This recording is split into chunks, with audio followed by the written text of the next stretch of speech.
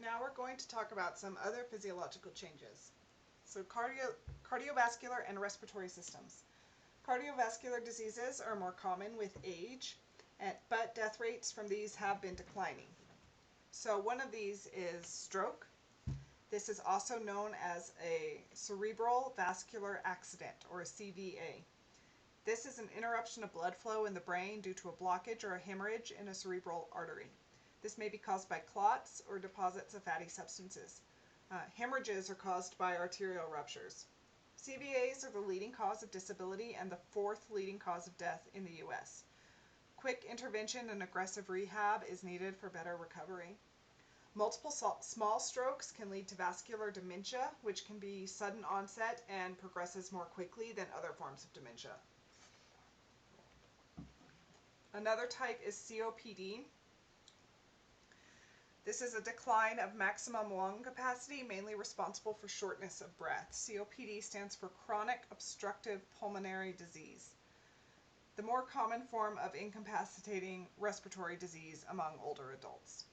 This may result in the need to be constantly connected to oxygen, and it could result in depression and anxiety. Emphysema is the most common form of COPD, and most cases of this are due to smoking, but some causes are due to genetics. Both of these are more common in older adults. Then we see sensory changes. So vision. Most adults get more farsighted as they age due to the lens's ability to adjust and focus.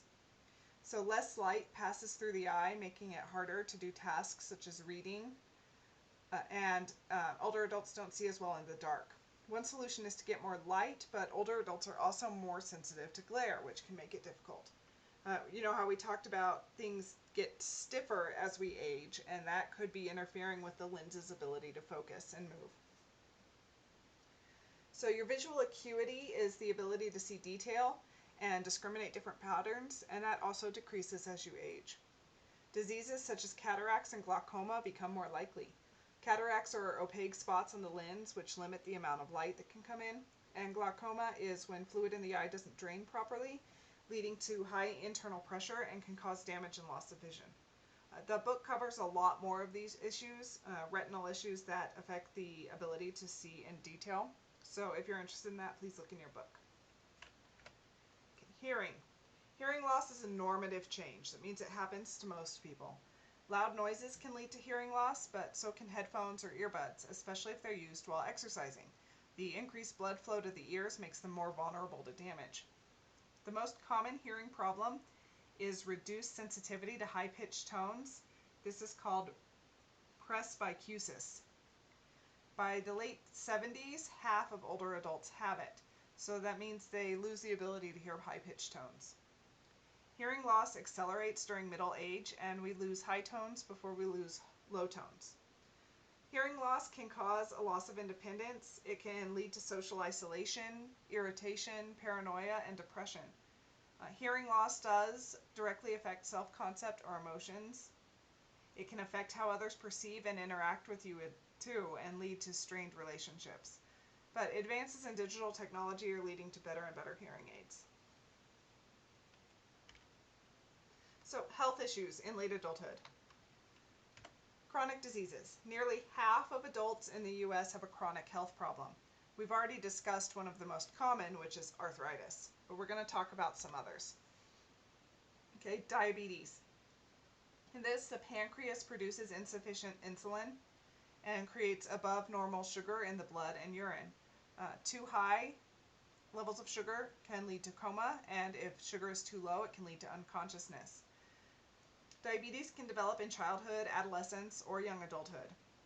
But if it's developed in middle age, it typically also develops with heart problems. When diabetes is developed in later life, it usually has mild problems, but this is the most common. In adults, diabetes is associated with obesity, and it's more common in older adults and minorities. This may result in nerve damage, eye problems, kidney problems, stroke, cognitive issues, poor circulation, etc. Diabetes can cause a lot of other problems. It cannot be cured, but it can be managed through diet, exercise, and medication, usually artificial insulin. Cancer. Cancer is the second leading cause of death behind heart disease. 1 in 2 men and 1 in 3 women in the US will get it.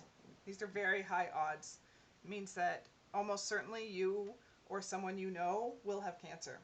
And the risk increases as we age. Many cancers are preventable. Stop smoking, limit your UV exposure, eat a healthy diet, etc.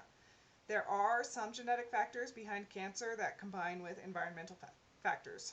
You can now get genetic tests that look for susceptibility to breast, ovarian, or prostate cancer. So you can get a test to see if you are likely to get those types of cancers. Lifestyle health issues. Older adults have more trouble sleeping. They have a harder time getting to sleep, they get less sleep overall, and they feel more negative effects when they don't get enough. Their problems disrupt their circadian rhythms. Your circadian rhythm is your sleep and wake cycle. It's the reason you wake up at the same time every day. And these problems can cause other problems with attention and memory. Interventions can help correct circadian rhythm sleep disorders, however. Nutrition. Body metabolism declines with age, but older adults still need the same amount of protein and carbs as young adults. Adults who are frail or in poor health are prone to malnutrition or nutrient deficiencies.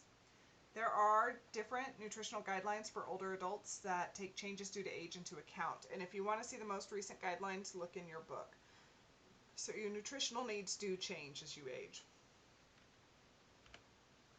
So now we're going to switch to cognitive processes. We've talked about information processing theory, so let's talk about how it relates to late adulthood. Psychomotor speed. This is otherwise known as your reaction time. This is the speed with which you can make a specific response, such as slamming on the brakes in your car. This decreases with age. It is the only universal behavior change in aging discovered so far. So far, this seems to be the only thing that happens to everybody. Older adults take longer to decide if they need to respond, especially with ambiguous information. The amount of decline can be reduced if older adults are allowed to practice making quick responses or if they're experienced in the task. So reaction time can be practiced and improved. Exercise can mediate the effects of aging on cognitive slowing. So if you exercise, it stimulates the brain and it slows down the aging of the brain. This decline in reaction time might be caused by the decline in white matter of the brain, which aids the neural transmission. The white matter is mostly the myelination of your brain. So if that goes away, signals can't travel through the brain as rapidly. So, practical aspects. A practical issue involving information processing is driving a car. Think of how much information you have to process constantly while you're driving. With the decrease in vision, hearing, and reaction time, should older adults be allowed to drive? This is a huge debate. Experts agree that decisions should be based on performance, not on age or medical diagnosis. We should be measuring the useful field of vision. This is the area from which one can extract information in a single glance without turning your head or moving your eyes, and this can be assessed with a computer. This could mean the difference between seeing another car or a child playing on a curb or not. Performance on this test predicts driving performance. There is a test developed by AAA and transportation safety experts that assess 8 key functions that affect driving ability. If you're interested, your book has the list of those 8. Drivers with significant losses in this assessment are 2 to 4 times more likely to cause a crash. So, should older adults be tested on these things more often to make sure that they're still able to drive? How often should they be tested? These are big issues because adults don't want to have their driver's license taken away. It's a loss of independence for them. So they really resist stopping driving even when they should. So should the government impose these tests to make sure that they're still capable of driving or not? Memory. So we've talked about working memory. Remember, this is the ability to hold information in your head in the short term in order to use it to solve a problem, make a decision, perform a function, or learn more information. It's very important. An example of this is remembering a number long enough to write it down. This relates to a wide range of cognitive skills and knowledge domains. It's relatively small capacity and it deals with information being used in the moment. It's like your mental scratch pad. Unless you do something to hold on to that information, you will lose it quickly. Working memory generally declines with age, which can explain some of the differences in cognitive performance. The good news is working memory can be trained and improved. Implicit memory. This is the unconscious remembering of information learned at some earlier time. It's routine. You don't have to think about it, like tying a shoe. Age changes in this depend on the type of task. So some tasks are remembered and some aren't. Explicit memory is the deliberate and conscious remembering of information that is learned and remembered at a specific time. It can be divided into two types. Episodic memory, which is memory of an event or a time. On tests of episodic memory, older adults omit more information. They include more intrusions, like sidetracks, and they repeat more previously recalled items. They repeat themselves. And these differences are large and consistent. Older adults are less proficient at using memory strategies to help them recall. The second type is semantic memory. This is the meaning of words or concepts. Age differences in semantic memory are not normal, but they are present in dementia. So as we age, our semantic memory still stays pretty good. It's the episodic memory that suffers. On recognition tests, age differences are smaller, but they're present. Older adults process information in the brain differently than do young adults, and you can see the book for more details on this topic. So how do we remediate memory problems? Well, we can use external aids. So these are aids that rely on environmental resources such as notebooks or calendars, or we can use internal aids. These are memory aids that rely on mental processes such as imagery. So you teach them how to remember. So here's some examples. For explicit memory, an external memory aid might be an appointment book or a grocery list. For implicit memory, an external memory aid might be color-coded maps or sandpaper letters. An internal memory aid for explicit memory might be mental imagery or a rote rehearsal.